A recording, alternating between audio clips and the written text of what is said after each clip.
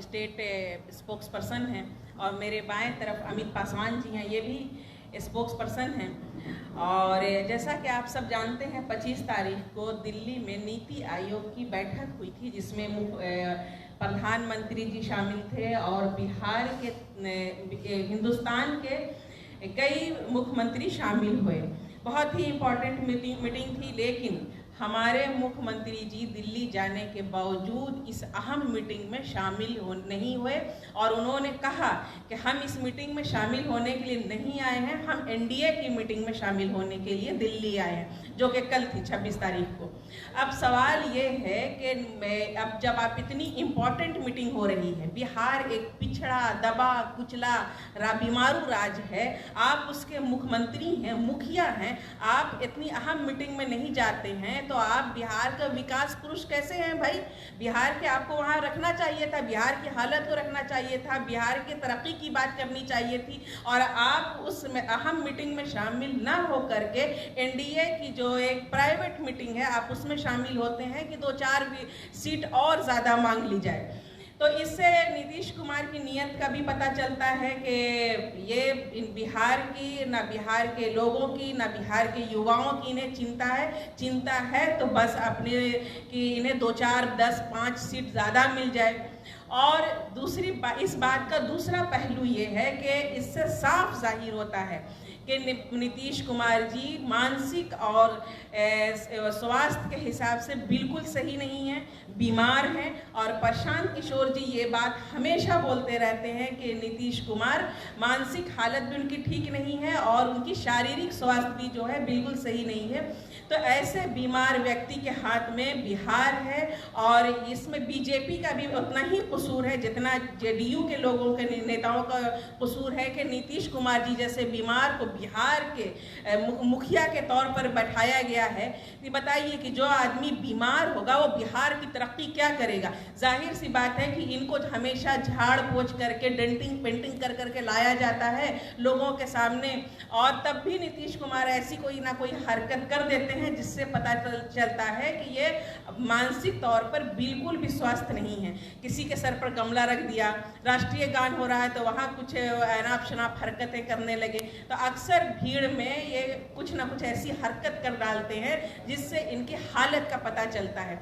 अब ये नीति आयोग की मीटिंग में चूंकि पूरे देश के मुख्यमंत्री वहाँ जमा थे, अब इस मीटिंग में नीतीश कुमार वहाँ शामिल होते तो लोगों से मिलते, बातचीत होती, तो वहाँ बिल्कुल इनकी पोल खुल जाती कि ये मानसिक तौर पर बिल्कुल स्वस्थ नहीं है और इनको किसी भी तरह से बीजेपी इलेक्शन तक चेहरा बनाकर रखना चाहती है ताकि बिहार का इलेक्शन ये जीत सके। नीतीश कुमार को एक मुख्यमंत्री के तौर पर किसी भी तरह से झाड़ पोछ करके खड़ा करके रखा जा रहा है। अगर ऐसा नहीं किया जाएगा तो कोई ठीक नहीं, नीतीश कुमार जी कब वो दूसरे तरफ चले जाएं, पलटी मार दें और इनके हाथ से बिहार निकल जाए।